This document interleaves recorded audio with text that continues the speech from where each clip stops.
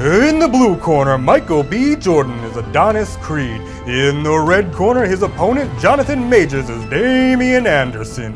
Your judge for this evening's event, Ryan Riley for sketchy behavior. This is the review for Creed 3. Let's get it on!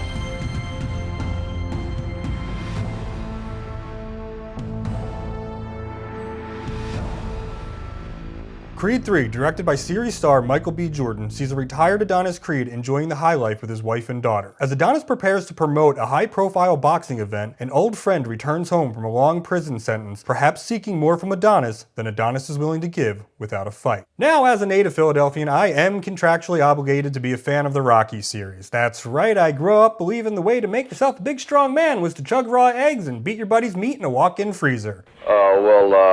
My friend, the guy over there, he let me in one day and I hit the beef here and I kind of liked it.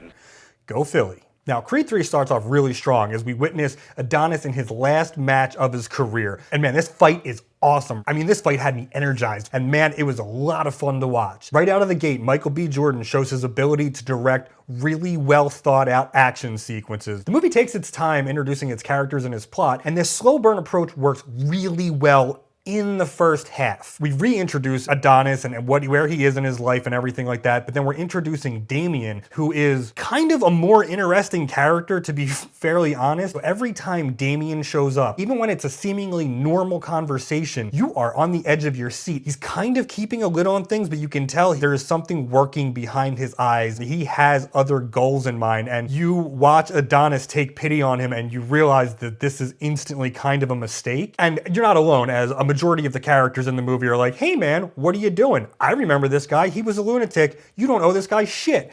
But Adonis feels like it's his fault that Damian got arrested in the first place, and he takes on that guilt. And the way he tries to alleviate that guilt is by kind of bringing Damian into the fold in his gym, allowing him to train, promising him a bit of a future. And this is kind of one of the problems with the movie is I don't feel like anybody works for anything in this movie. Damian shows up, he has like a sparring match or two, something happens, and then suddenly he's got a title shot. I don't think Adonis really works for anything either. It's not until the third act that Adonis finally starts training for a match, let alone having to work his way up to anything. He just comes back out of retirement and it's instantly game on. They hand out title matches in this movie like candy on Halloween. You show up with the shiny shorts and some boxing gloves, and son, you're getting that full-size candy bar known as a title match. Nobody has to actually work their way up to anything in this film, so there is no real through line of a boxer's journey for me. So we kind of start following the boxer's journey by focusing on Johnathan Majors' character up until about the halfway point of the movie, and then the movie sort of shifts him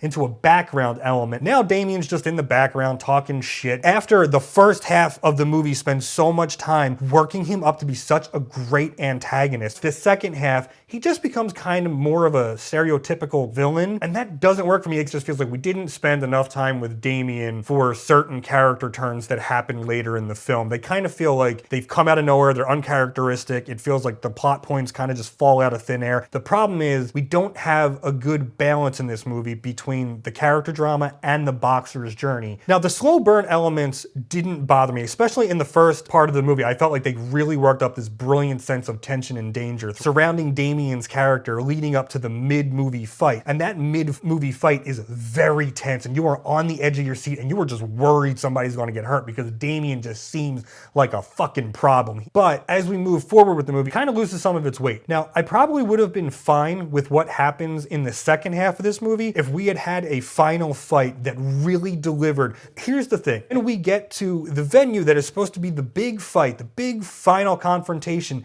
and the stadium is CGI and it looks like shit. Now they have close-ups and inserts of people cheering and stuff in the crowd, so that kind of helps with the realism, especially once the boxing match is happening. We are very close up and focused on the fighters themselves, and the background's kind of blurred, so you can't really tell that it's all sort of a CGI background. Michael B. Jordan, he wants to focus on the emotional battle that's taking place between these two warriors as they're locked in war with one another. And it almost achieves that, but it fails because of the way it was executed. I was so goddamn distracted by the shitty CGI that it really took me out of the moment. It took me out of the fight. It took me out of the final confrontation of it all.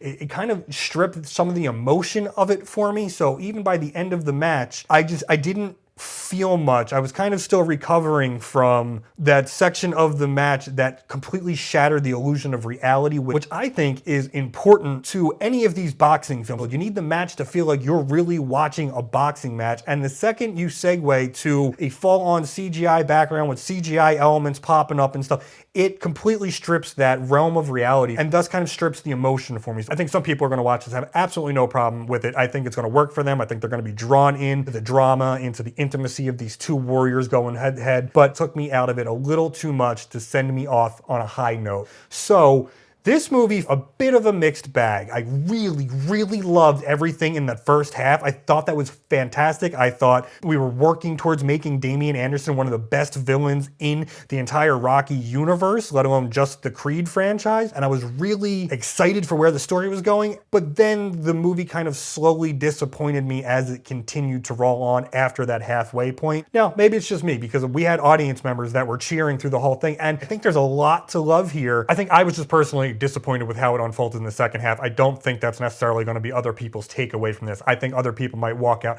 jazzed and feeling that motivated energy that like a really good Rocky movie or just any really good boxing movie gives you. It just didn't happen for me this time. Anyway, that is just my opinion. Let me know if you've seen the movie, what you thought about it, what your favorite Rocky movie is, what your favorite boxing movie is. Let me know in the comments below. I'm Ryan Riley for Sketchy Behavior. Thank you so much for watching this review, and until next time, keep it sketchy. Because of the boxing thing, not because I'm trying to rip off Jeremy Johns. You know what? I might just cut that, or leave it, or cut it. I don't know.